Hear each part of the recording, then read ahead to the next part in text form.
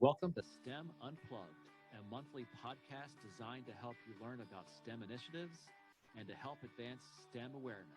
Now here's your host, Kelly Green. Thank you for getting connected. I'm your host, Kelly Green, the Chief Operating Officer of SciTech Institute, a collaborative nonprofit organization making STEM connections in Arizona and beyond. In the studio tonight, I have my team member, Claire Conway, who is working to build the Arizona STEM ecosystem, one hub at a time. Tonight, we're excited to have a variety of guests on to celebrate Computer Science Education Week. We will explore career opportunities and tips from the industry partners. We appreciate you listening in to STEM Unplugged, exploring computer science. Claire, would you like to introduce our guests? Yeah, absolutely. I was so excited to invite you all to join us tonight. We'll just go around the room and do some quick introductions. First off, we've got Reggie Jackson from State Farm. He's an infrastructure and DevOps analyst. We've also got Serene joining us she's an engagement manager in the corporate social responsibility group at TCS. From American Express, we have Amanda and Shilpa. Amanda's a program manager and Shilpa is an engineering director. We've also got Jenna from Microsoft, who is an education specialist, and Michael from GenTech Support, who is a store manager and is super excited to support the community with tech services. Thank you all for joining. Yeah, what a great group. Thank you all for joining us on STEM Unplugged. Let's get right into our discussions about the importance of computer science here in the growing industry of Arizona. Let's start with Reginald. What's your background and how can we inspire students to get interested to explore computer science opportunities? What do you do in your spare time, Reggie? My spare time. Okay, that's interesting. I do a little bit too much IT stuff and I enjoy it actually. For me now, because of a pandemic, coding has become very, very important in my life. There was never a coder traditionally, but working remotely for the last year and a half, it's been a big thing. So for me, learning Python and picking up new coding skills has been a huge thing to kind of push forth the way that we do business. I currently work at State Farm. We're coming to our 100th year this June. Wow, so we have to continue to be innovators. Don't let a century of progress can't be held back by not being an innovator in technology as well. So yeah, I think that's really important. Yeah, and Serene, I know SciTech is really excited about our collaboration with TCS. I'm wondering if you could share a bit about your background and why it's important to your organization to highlight careers in computer science. Yeah, absolutely. Thanks for having me. So I'm a former teacher, and so once a teacher, always a teacher. So I'm really excited to be celebrating CS Ed Week turned into month with you all. From our industry perspective, as one of the largest IT companies in the world at Tata Consultancy Services, we're always thinking about the future of work. And getting students excited about what the future of work looks like with technology, but also unplugged. So excited to be here today with you all. Yeah, we're super excited about celebrating Computer Science Ed Month with you. And tomorrow night, we have a family night. I'm pretty excited about the opportunity to inspire parents to get involved and understand. Because I think, Reggie, you made a great point. 100 years of growth, but then also educating the adults that need to have an idea of what their students are moving much quicker in than I am at my age. So letting everybody kind of in on the secret about that Python stuff. It's not just a snake, right? So I wanted to ask Amanda, what's the importance about being a lifelong learner in the industry, especially at American Express? Does it actually play a role in what you do in your day-to-day operations? Yeah, absolutely. And I think we talked about it, Reggie talked about it a little bit. We've been talking about innovation and for our companies to last 100 years or 200 years, innovation is so key to that. And how do you get to innovation? It's being a lifelong learner, continuously adapting and being agile. American Express it's definitely key to American Express, how we come up with the solutions that meet and anticipate our customers' needs now and 5 years from now is all about innovation and staying on the leading edge, bleeding edge of technology. A lot of folks don't realize American Express is a technology powerhouse. We're thought of as financial services, but we are absolutely a technology powerhouse. We have all the snakes, Python, Golang, where we have all the different frameworks. We build our own frameworks. We build our own development platforms. And it's key to keeping a step ahead or 5 steps ahead on behalf of our customers. I think that's really important because Reggie, you would probably hear the same thing. State Farm is not just about insurance, right? You guys are a powerhouse in the community and really actually doing a lot of educational outreach as well. But, what are your thoughts on that? Well, yes, indeed. We are way more than insurance. We're banking. Definitely a lot of people don't think about banking. We are the 39th company that comes to Forbes 500. So you have to be an innovator. And the fact that we take that, we have a great passion about that. And we want to make sure that we look at internships because we want to keep bringing in fresh talent. You can't continue to be a productive business if you don't look at all sectors and high school and coming into college. And we have people this week at a University of Arizona speaking to students now, like we want to attract the talent while it's still in the state before it goes other places. You have to do that. It's critical. Yeah, absolutely. And thinking more about some of the work going on at American Express, Shilpa, what are some examples of the work happening with you? Oh, I think she just got disconnected. That's such a bummer, but that's okay. We'll head over to Jenna. We've been collaborating so much over the past year and a half with this whole pandemic craziness. You were so wonderful to help support the online SciTech Festival, celebrating our 10th year, and getting Microsoft involved with all of those Minecraft coding events. And I'm really curious if you would be willing to share about your career journey, because your career journey to computer science isn't exactly, the most, what would you say, direct path, but I think it's so inspiring and everybody needs to be able to kind of find their passion. So can you share a little bit about that? Absolutely. Yeah, I would say I took kind of a less traditional path and less direct, like you said. So for me, I, first of all, I'll say that out of high school, I had no idea what I wanted to be. So I knew that I kind of wanted to explore and do some different things. So I did college for a little bit, focused on general studies. But then I really wanted to deep dive into customer service. I like people. I like making people happy. So I went into a few different really heavy customer service roles, which I loved, but I felt like I wanted to do a little bit more. I found a really big passion for working with kids specifically. So at that point, I actually decided to become a teacher. So I took a few classes in elementary education and became a preschool teacher for a little while, which again, lots of things I loved about it, but it was very challenging, which I'm sure all of you who've taught know that. And I did have this big passion for technology as well. It was something that was a passion of mine in high school, but I didn't necessarily think I wanted to go down the tech path, because in my mind, like it was either like you get to work with tech or you get to work with people, and there's not really a mix. And I didn't want to be just sitting in front of a computer coding all day, even though I had coding experience and I liked that. It wasn't what I wanted to do full time. But when I found this job at Microsoft, it was kind of a perfect blend of everything that I love. I work with our schools, our local schools and education institutions. So I still get to keep that piece of supporting education and working with students and kids.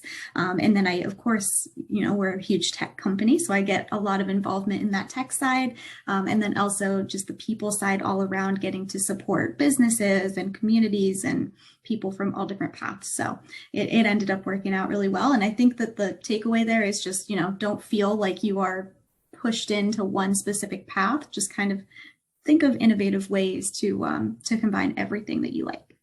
That's incredible. So to all the other guests on the call, any thoughts about that? Because I know back to I love what you said, Jen, and I think it kind of I love it for two reasons. First of all, because at American Express, we're discovering talent, and I'm sure all around the globe people are discovering talent where this wasn't maybe your first calling, it wasn't your first career.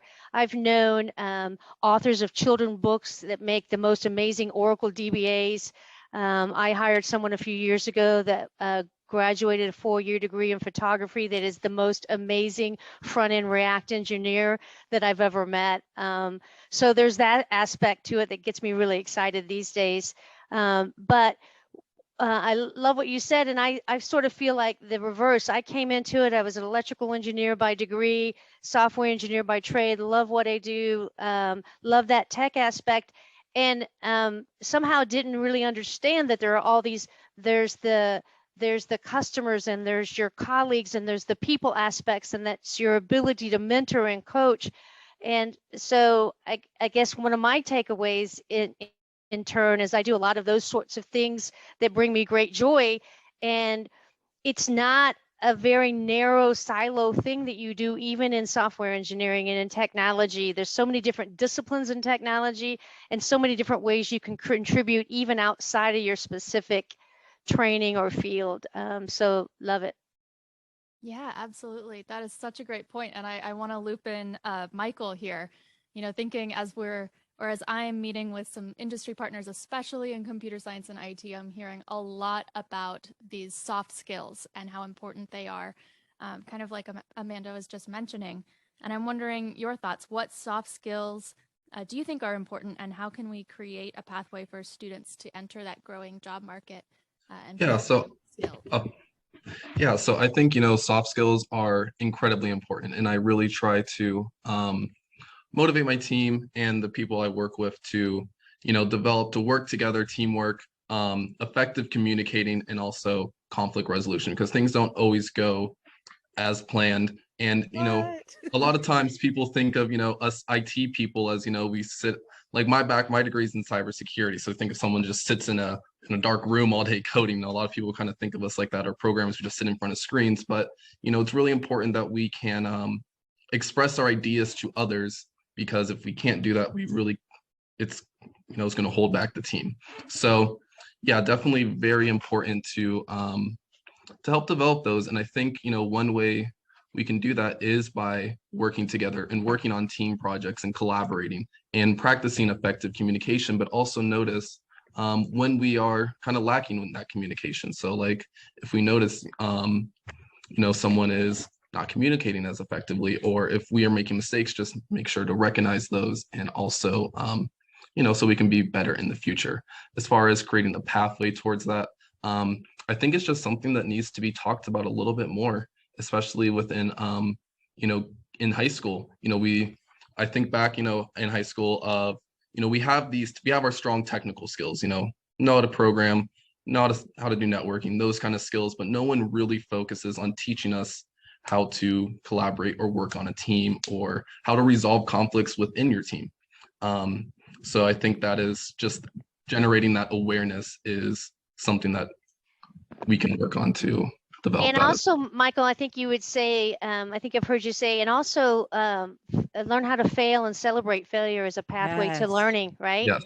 Yeah. Yes. I've heard that so much, like failure is not an option. Well, it should be, because that's how you learn the best. And as a former classroom teacher, every day I made mistakes all day long, and hopefully they weren't embarrassing mistakes. But, Michael, like you're fresh out of school soon, right? Like you just graduated from GCU, and I graduated this year, so real fresh. Yeah.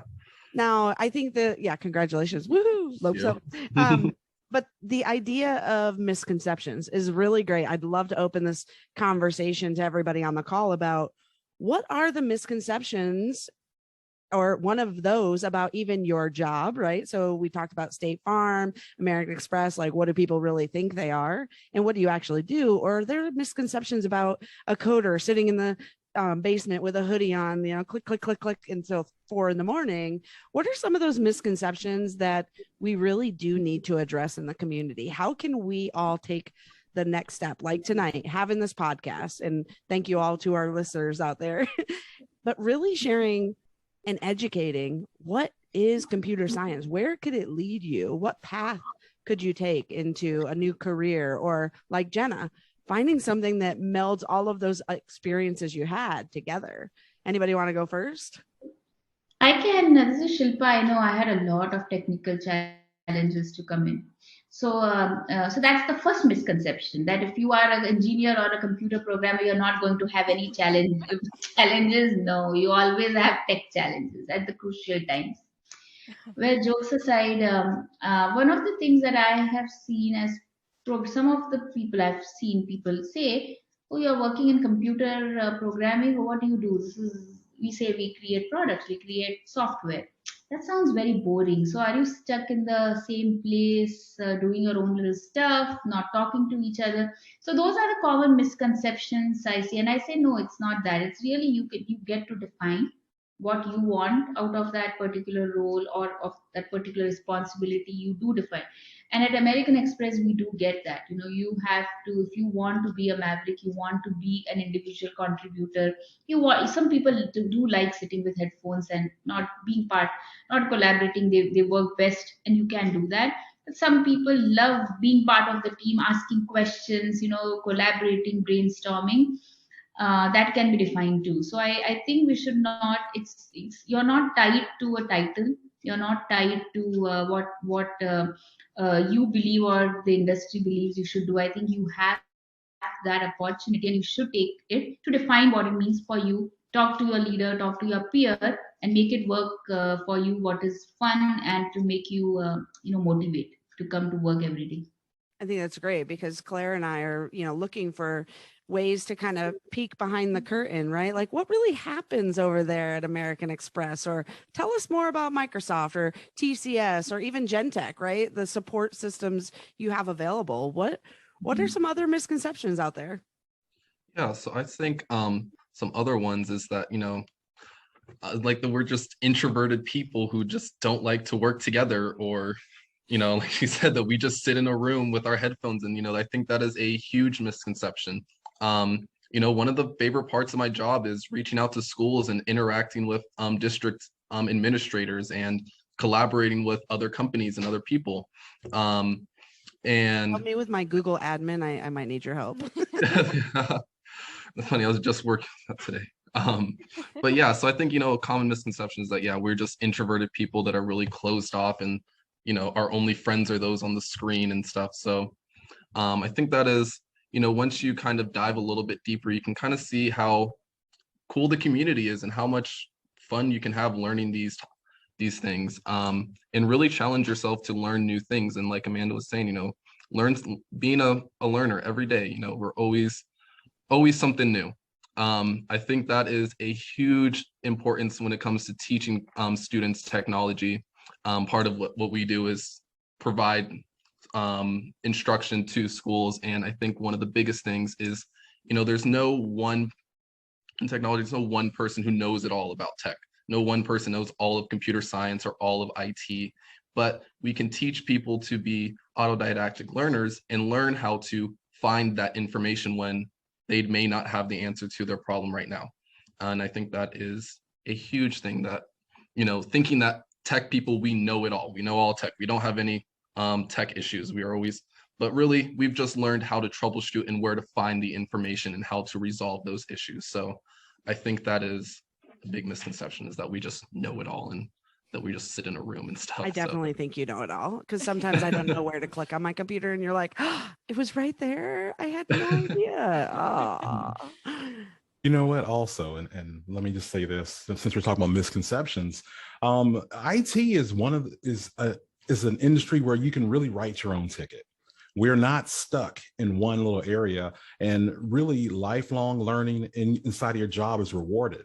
Well, I know, especially in our within State Farm, we do our best to do a lot of job rotation. So we want people to have different experiences. We don't want siloed coders, and we don't want one-sided AWS people. I mean, that's a big misconception. We're not in the tunnel, and we really, just like those old books, choose your own venture, and IT is truly that. And that's what really makes this job so wonderful for me, because I get to reinvent myself every couple of years, and that's powerful. And I think more people should see it and really experience it. When we say agile principles, or we work within agile principles, we are very agile, and it just makes us a well-rounded team, and it works well in the industry. So I agree with you, Reggie. And in American Express as well, we very much encourage, we don't have a formal job rotation, but we encourage, and as a hiring leader, I've always encouraged people on my team, every 3 to 5 years, you should be looking to do something different.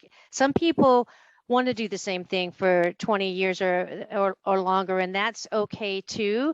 But if you're looking for growth, a lot of times you get the opportunities for growth come through learning and doing new things and taking on different roles, right? So, and what I was going to say, a misconception is that software engineers, you do one thing with one language. At American Express, Shilpa, you can help keep me honest here, but we employ in our different solutions 10 different programming languages are used between our frameworks and all the different disciplines that we have with AI, ML, and big data, and in our cybersecurity area and so forth. And so there's opportunity to learn so many different things. And then there are different roles like program management, like agile champions, like scaled agile, where we have trains and leadership in those trains, and your product side. All of those are technology roles. Our infrastructure team, our cybersecurity team,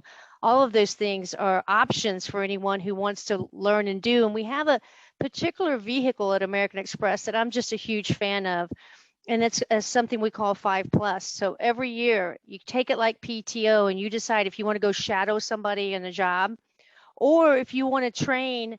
We have different training available to us for free. If you just want to take 5 consecutive days and go learn something new and different, or if it's, again, shadowing somebody in their job to see what that would be like, what a day in the life is, we have that sort of program.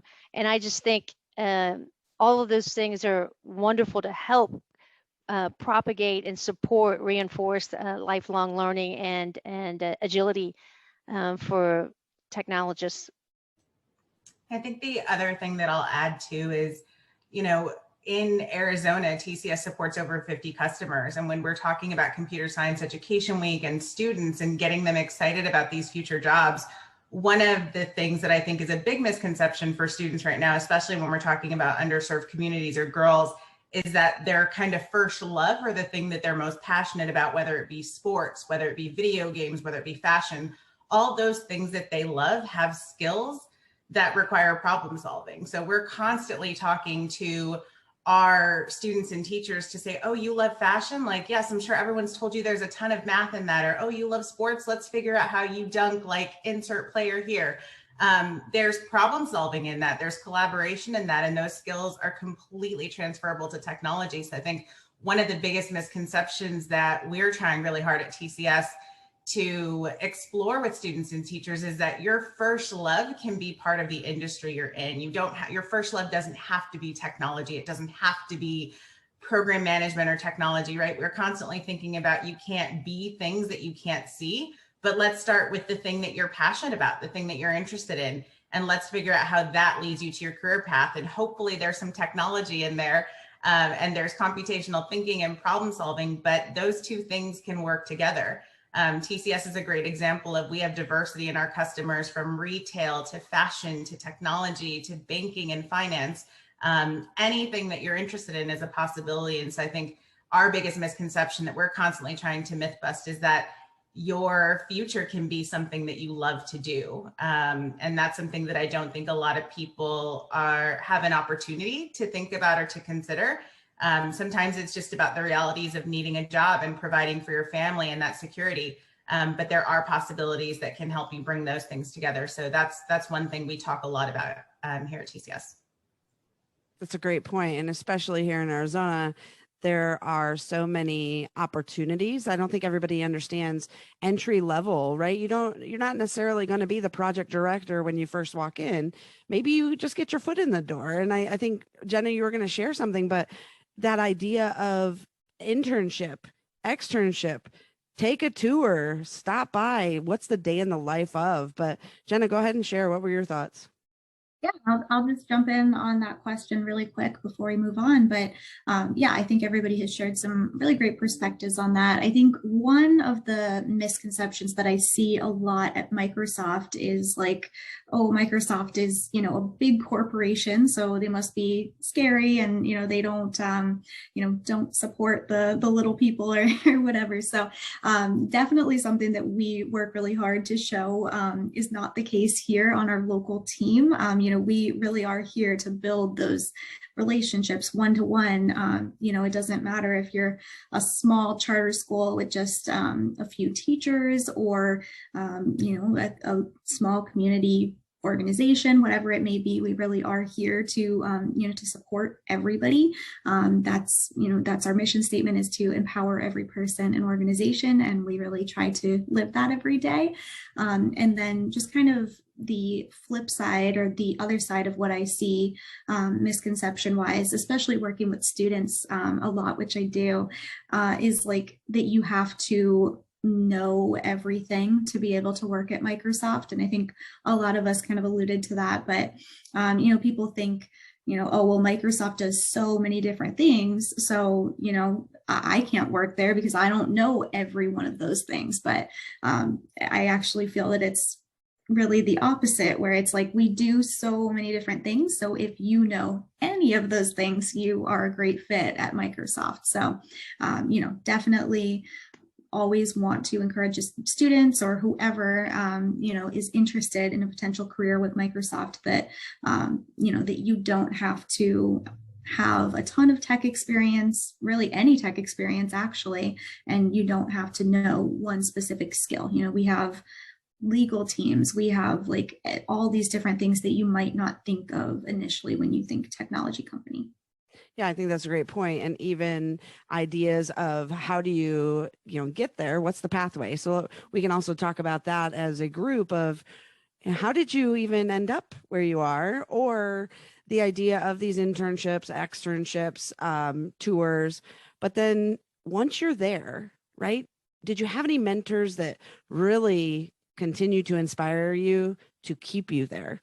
Because, you know, it's important for students, and even, you know, later on, right, college graduates, to know that if you join this organization, you're not just going to be like, okay, go do your job, you know how to code or you know how to be an engineer.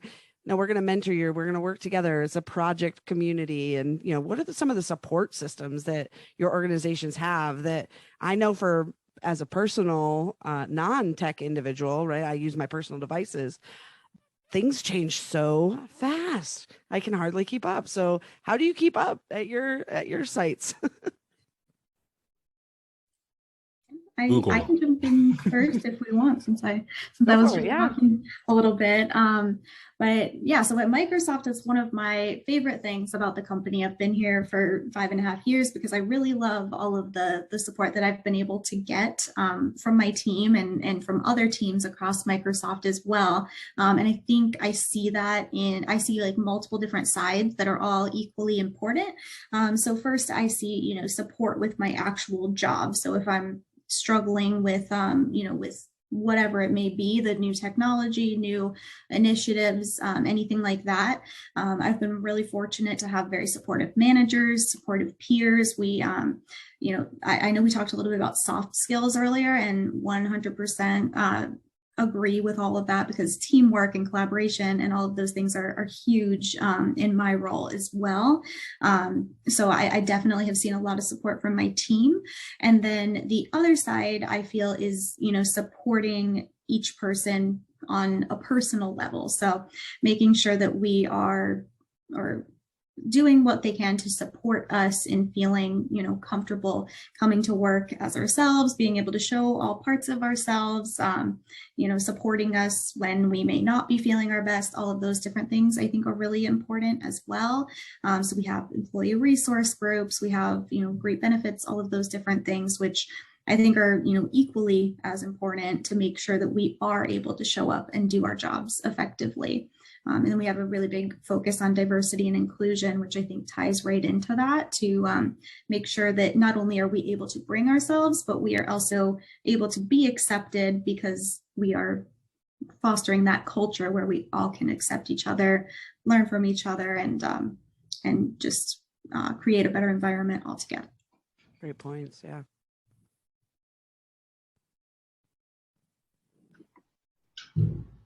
Yeah, American Express and Amanda, right? You can chime in. We are like co-partners in crime over here. We attend a lot of conferences to the Grace Hopper conference and all of those conferences. So American Express, I want to talk about. I'm very proud of that fact, and like Amanda and I, we speak a lot about this.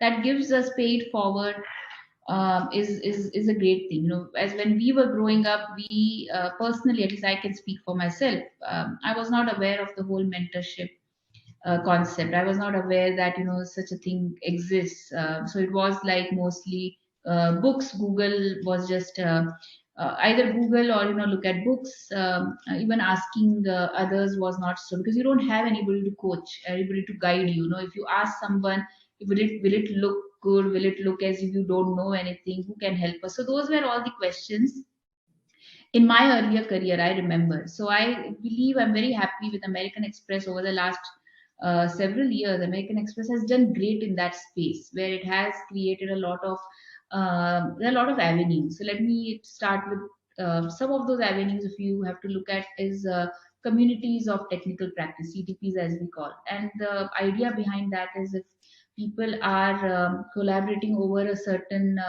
technology stack or technology discussion, you go and attend that. Then you have CTPs from a product standpoint. So maybe you are not ready, you want to understand more how does the product, the work like you have that avenues as well. Those are more professional networking opportunities, understanding, being better at your role, seeing what's out there, and possibly making those connections, those critical connections that are required. Then there is we have a lot of these chapters, as we saw talk about. Amanda, I be a part of Women in Technology Phoenix chapter. So as part of this chapter and there are a lot of other chapters too. We usually yearly we have a official mentoring program that we have started over the last few years. And that's where some of these things that we realized was that people were not sure how to go about asking for a mentor. What do I do? Do I just ask? Should I ask? Do I look good? Will it look good? So all of these questions. So when we created a formal program, it really opened people's eyes. Especially we have a specific program even for the interns that come into. They are there with us for 6 to 10 weeks, depending on when they are coming. But we buddy them up with somebody who's in part of the company, so they don't feel alienated. And what has this resulted in is many times around the leaders or the buddies, they refer these interns back to joining the company. So we have a lot of interns that return back as full-time employees in our company.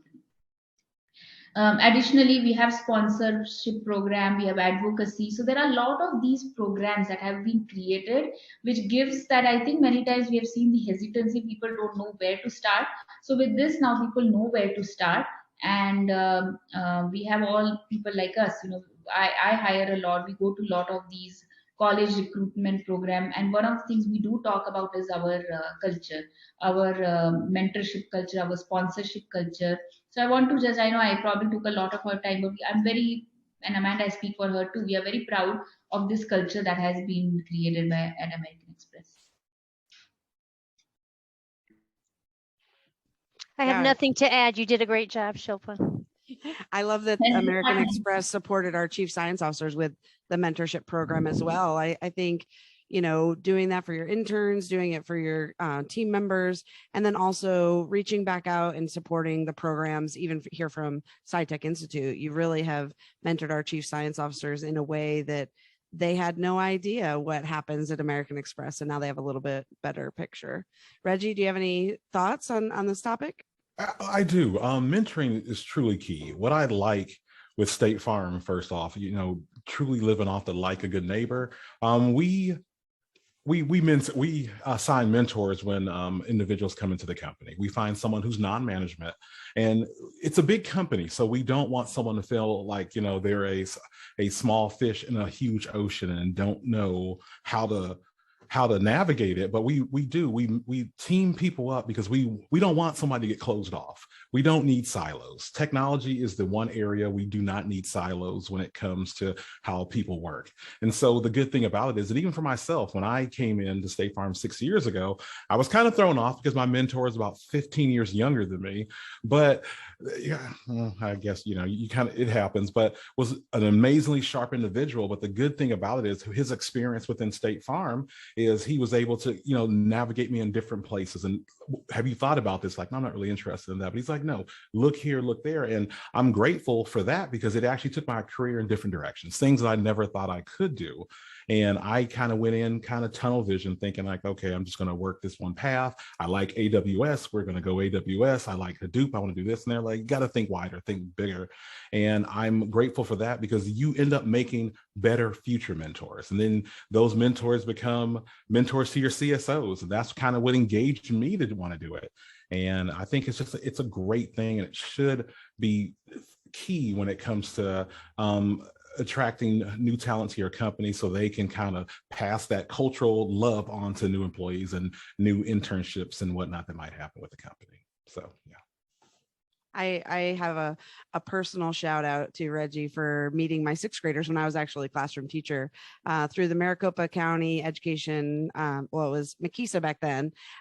We actually were connected. He mentored my students in my classroom for some projects, and they just wanted him to keep talking. So that amazing radio voice, but really showing students that you're human. I think that's important, but also the teachers, right? This is, 6 years later, I still appreciate what Reggie said when he would Zoom into my classroom and share his pathway and his journey with my students, because he was real. And I think all of you joining tonight, it's really showcasing that it doesn't have to be that defined path, right? Jenna, it wasn't direct and you weren't really sure. So you explored. And our goal here at SciTech Institute is really to kind of open those doors and allow people of all ages, right? 0 to 103, explore STEM opportunities. I think that's really the exciting part about getting connected with TCS, right? You have so many things I had no idea about. And we've chatted a couple times and I'm like, oh, you do that too? Oh, what else can we do together, Serene? That's awesome. Yeah, I think that's one of the pieces that is always exciting about the conversations we get to have with fantastic partners like you all at SciTech, and exploring that. I think, in terms of mentorship, we have all the formal mentorship pieces, but one of the things I really appreciate about TCS, and I've personally had an opportunity to be a classroom teacher in New York City. I've hopped to different nonprofits and always worked in education and STEM education. But coming over to TCS was different. I was a little bit nervous about that career jump because you're going to this big giant company that has 500,000 people literally that work for it across all industries. It's part of a huge group. And I think, Jenna alluded to this from Microsoft.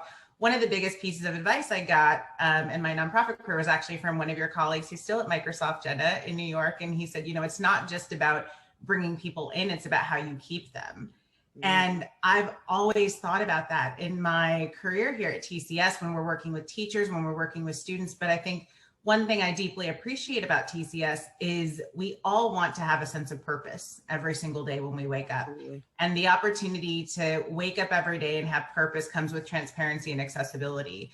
And I think for all the formal mentors that I've had, who I'm deeply appreciative of, the culture at TCS is also informal mentorship. So even though I had a formal assigned buddy who was fantastic, when it came to figuring out, what's the best way to travel to go meet this school district, or what's the best way to deliver this content, who can I reach out to here?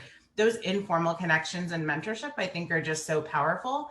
And to Reggie's point, put you in a different position to be able to pass on that information, that institutional knowledge that you can share with people that makes everybody stronger and have a deeper sense of purpose. So, it gives us that opportunity. When we had a conversation about how can TCS support SciTech, it wasn't just our CSR team thinking about how we could support you. When we were talking to you, we were thinking in our brains and pinging each other on the side to say, oh, we know this person we can reach out to on this team, or, oh, we know this person we can reach out to on this team. And that networking, that kind of connection becomes a part of how you do your job every day. And I think that sense of purpose and that building a community is just such a big part of being able to give back to communities like the students and teachers in Phoenix. So yeah, I'm really appreciative of the opportunity. I feel like I have a whole bunch of new friends and informal mentors who I can connect with on tonight's podcast. So I also appreciate that.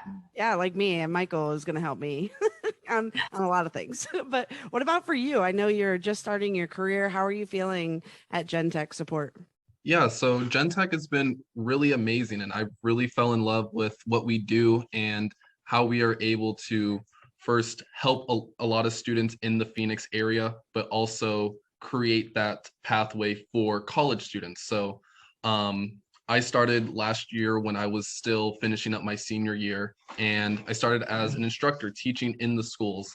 And I think it was when I really fell in love was when we did our first school deployment. So a big part of what we do is, yes, we do the tech support. So I will be there to help you with your phone and everything, but we also teach STEM in schools.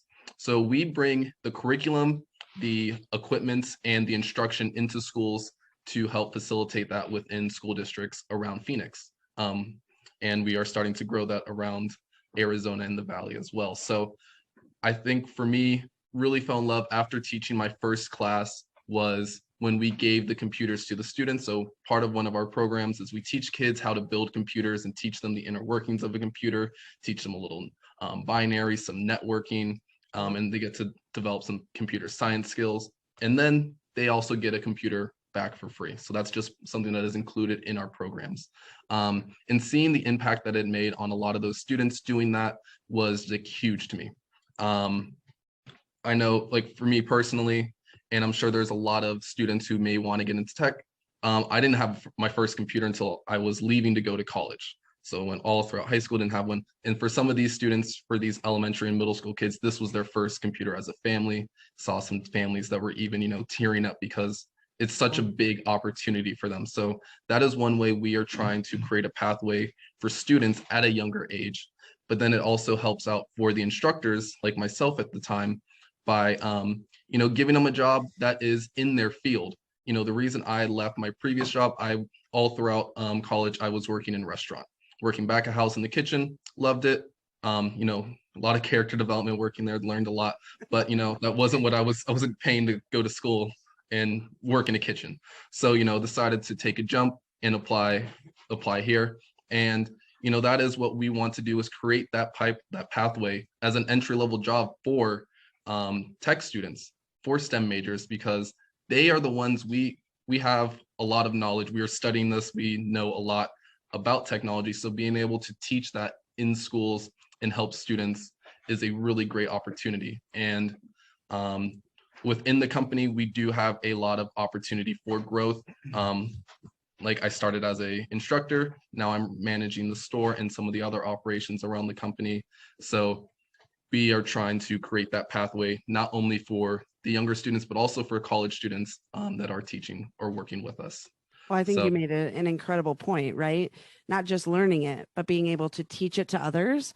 That's like a teacher tidbit, right? We were all like personally proud of you. Our teacher hearts were so happy because, putting students in groups, working on projects, and then having them teach others. I used to do learning buddies, right? My sixth graders would go partner with first graders, and that dynamic of that leadership and developing those soft skills of being able to explain and, work through a problem with somebody who is not as confident. Those are powerful, especially in the tech industry. So I'm super excited you had that experience. Yeah, it's awesome seeing, especially for the students as well, because they see someone who can relate to them a little bit better compared to their teachers. They know their teachers are great. I've met a lot of amazing teachers, but our instructors, we've been able to develop real good connections with those students and really get them interested in whatever field that we are teaching them in that program. And it's made a huge difference for them. Shout out to the teachers out there, because we all know we're the teacher. You're boring. We see you all the time. But when a cool kid like Michael walks in and is showing you something fun, you're like, oh, he's an expert. Yeah. He's so cool. No. Please don't talk to me, Miss Green. I want to talk to Michael. And you're like, what? I knew I brought Michael. Like, I'm cool. That happened a lot when Reggie would visit. They didn't want to talk to me anymore. They just wanted to hear Reggie. So this has been an incredible conversation. And I want to ask one final question as we kind of go around the room. couple of things, actually, a couple. If you're chatting with 8th graders, what would you say to encourage them to consider your organization? And then to our listeners, we want to encourage you to get involved in the STEM community. Maybe you are an industry professional seeking ways to make an impact on the lives of others, but you need an opportunity to share. Or maybe you're a student searching for that mentor and you're not sure where to look or who is available. Maybe you're a community collaborator hoping to meet the right people to help make a SciTech Festival event happen. We want to help you get connected, and we want to encourage you to host events, tours, showcases, STEM career panels, and more. And just a quick little plug, the 11th season of the Arizona SciTech Festival starts in February. So let's go around one last time and share final thoughts about tonight's conversation and way our listeners can find out more or get in contact with you, and your final tip for 8th graders. What would you say to them? Let's start with Amanda. Wow. First of all, I want to say thank you for giving us the opportunity to come here tonight. I feel like this was something I wanted to do to contribute and give back, but I got so much more out of it, including this wonderful network of that I see in front of me tonight. I will be reaching out to all of you. I feel a connection, and I have benefited from the conversation this evening. So thank you for that. What I love that we talked in different levels. We talked sort of like grassroots and start young, and how do we invest, and how do we contribute and create interest and understanding about STEM. It's not rocket scientists. Some of it is, and some of it isn't. And you can, whatever your interests are, there's IT for that. Right? And there's IT behind it. I tell my son, who loves gaming, right? There's IT behind that. You can create games, right? So whatever your interest is, you can apply technology to it, particularly in this decade and beyond. Getting to the question, because we have other folks that need to answer this question, talking to an 8th grader to persuade them to come to American Express. American Express is not just a financial services company. American Express is a leading edge, bleeding edge technology company. If you want to be learning and doing new stuff almost perpetually, American Express is one of those places where that can happen. And one of the things that I really love, one of the many reasons I'm still at American Express, is we have hackathons. We have a company-wide, we call it Growth Hackathon, that we have every year. We have Capture the Flag events if you're into that from a cybersecurity perspective. We have a DevCon every year. We have product summits every year. We have all these things where we're having fun, even in a virtual environment that we've been in the last few years. We are having fun learning and growing together across all fronts and dimensions at American Express. So that's why you want to come to American Express. That was awesome. Thank you. Let's head over to Jenna. Yeah, so just like Amanda said, thank you for having me. I'm definitely really glad that I got an opportunity to do this and meet everybody and gain all of these great insights from everybody. So I will start with what I would say to an 8th grader who's interested in Microsoft. I think I already said some of these things earlier, but, just don't feel like you have to have it figured all out right now. Like, you have plenty of time. Even after you start your career, you still have plenty of time. You can change, you can grow. I think, I'm still learning all the time in my job, and, having ideas about like, oh, well, maybe my next job, I want to do this or this. Which is a great thing about Microsoft, is that we are, that's one perk of having a company that's so big, is that we do have so many different options. If I want to explore a different path, I have a lot of opportunities to be able to do so. And I talked a little bit about how my managers have been very supportive. Managers and company as a whole are there's lots of programs in place to allow you to be able to gain new skills and explore those different areas that you're interested in. So that would really be my advice is just explore, have fun, don't feel stuck, just keep learning. And then last kind of little pitch for what I do and how to get in contact. So I am a local representative for Microsoft, like I said at the beginning, based here in Tempe. And my team is really here to build relationships overall. So whether it's schools or organizations, really anybody who has any kind of impact in education, that would be my team specifically. So I love meeting new people. I love having these conversations, brainstorming, thinking outside of the box of how we can work together and support. So would definitely love to connect with anybody. Best way to reach me, I would say, is my direct Microsoft email, which is jenna.esek, so my first and last name, jenna.esek @microsoft.com. And I hope to hear from some of you. Thank you. Excellent. Thank you. What about you, Serene? Yeah, so I think, we've covered a lot of it. Thank you all so much for the opportunity and experience to be here. I think we talked a little bit about failure and risk. And I think that's one thing we always try to leave behind with our students is that, we always talk about failure as first attempt in learning. That's what it stands for. And that, you're gonna have to take risk and you're gonna have to get comfortable with making a lot of mistakes, if you will. And I just mean in exploring and trying different things. Part of exploring and trying different things, which I think, my colleagues on the call have mentioned, is exploring them and being okay with, I don't like this and I don't love this, or I really want to see if this is a possibility, and asking questions. So staying curious and embracing kind of that risk, I think, is part of it. In terms of staying in contact with TCS and how we can support, we run, you mentioned it earlier, Kelly, we have family nights where we bring families together to do computational thinking activities and kind of gamified problem solving. We have a monthly Go IT challenge, which is our flagship design thinking program where students can submit solutions to real world problems. In that monthly challenge, there's also teacher trainings we run completely free of cost. And we always leverage what we call our best resources, which are employees, to volunteer locally in classrooms, whether it's guest speaking for career panels or just talking about their personal journey into how they got to their job. The best way to stay in contact with us is to email imfglobal@tcs.com. That comes directly to our corporate social responsibility team. And we usually get back pretty quickly. So looking forward to hearing from people. Excellent. Thank you. What about you, Reginald? I guess I should get off mute. Okay. Well, first of all, thank you so much for allowing me to come here and give you some insight. Let me start off by saying this. I know you want to talk about speaking to an 8th grader. I'm going to talk about speaking to Kelly's 6th grade class. And one of the things I said those years back was failure's okay. And I started to ask the kids, what's the last thing you failed at? And they're like, why would they ask that? Because then I want to know, what did you do to fix it? That's the simplest thing.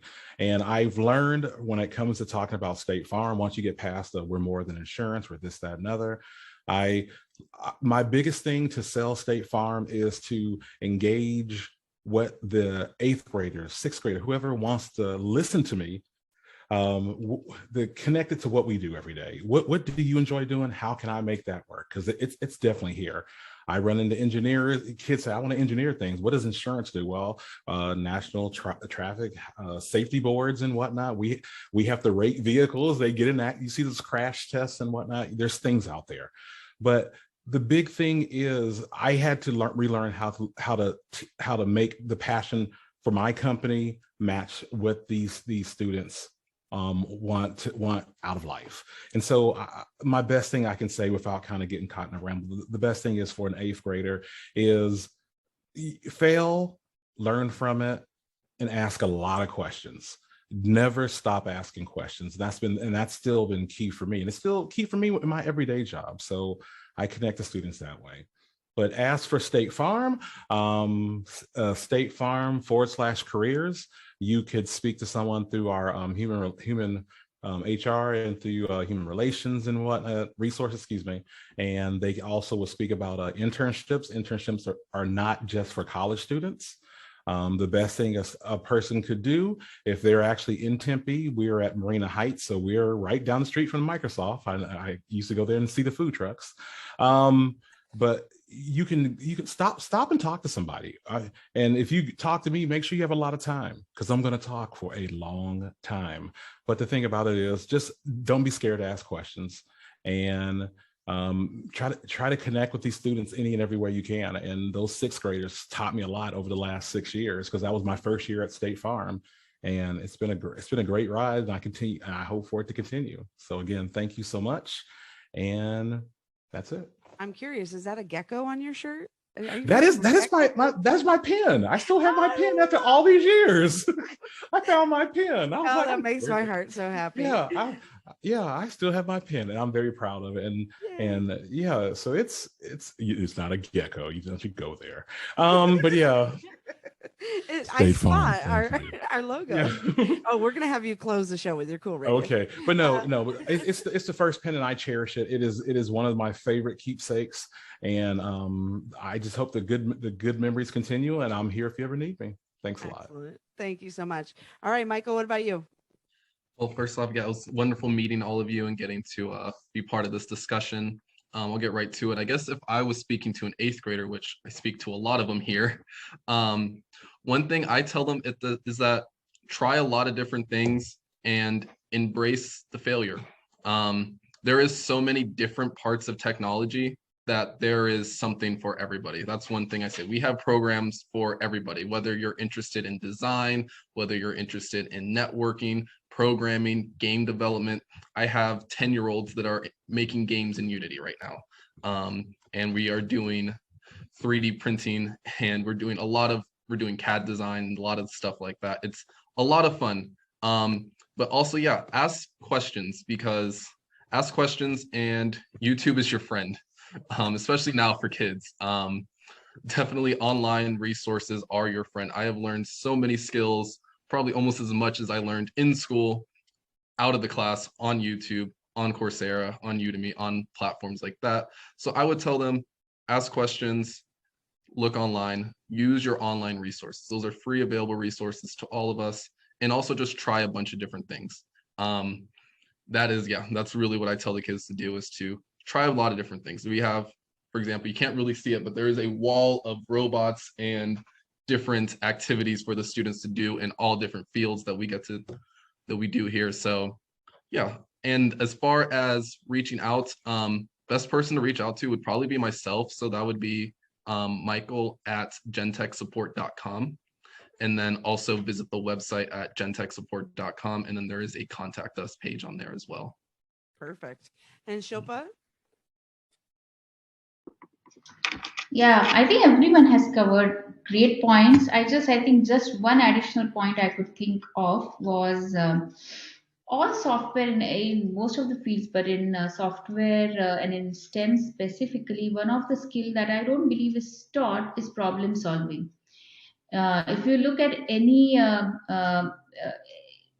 interviews that happen, or that's what we are looking. We're not looking for the exact answers, but we are looking for an approach. We are looking at whether a problem can be solved. So my advice, and I have a 15-year-old, it's the other thing that he doesn't listen to me, but I hope that he imbibes it somewhere within him. I think it's very, very important for that. How can you solve a problem? If you're stuck, don't give up. Try different ways of how we can solve problems. There is internet. Everyone of you have been talking about this YouTube. There are so many resources that are available that will help you get to a solution. Don't just go and ask for a solution, but try to solve it before you ask for help. And asking help is not bad, but I think the point is, what can you do? What are different activities that you can do? Puzzle solving, chess, if anything that you like that helps you solve any problem. Could be carpentry, woodwork, because there are a lot of problems challenges you could come up there. So that would be my one message. If you could make it fun, parents, or caregivers, make it fun. Give those small something to solve and build that skill, because that's a crucial skill. That's excellent. And transparency. Yeah. Well, I want to say thank you all for joining us on this episode of STEM Unplugged, exploring computer science in Arizona and beyond. We appreciate all of our guests for being on the show, and to my teammate Claire Conway for supporting industry connections such as on tonight's call. If you would like more information on ways to volunteer or support in organizing an event, let us know. You can check out our website, scitechinstitute.org, and complete the Get Involved form.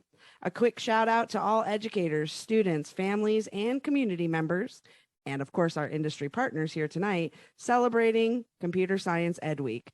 We appreciate your enthusiasm for computer science in Arizona. Thank you for listening. This is your host, Kelly Green, and we would be glad to discuss how you can get connected. Thank you for joining us for this episode of STEM Unplugged. We encourage you to get involved in the STEM community and stay connected at scitechinstitute.org.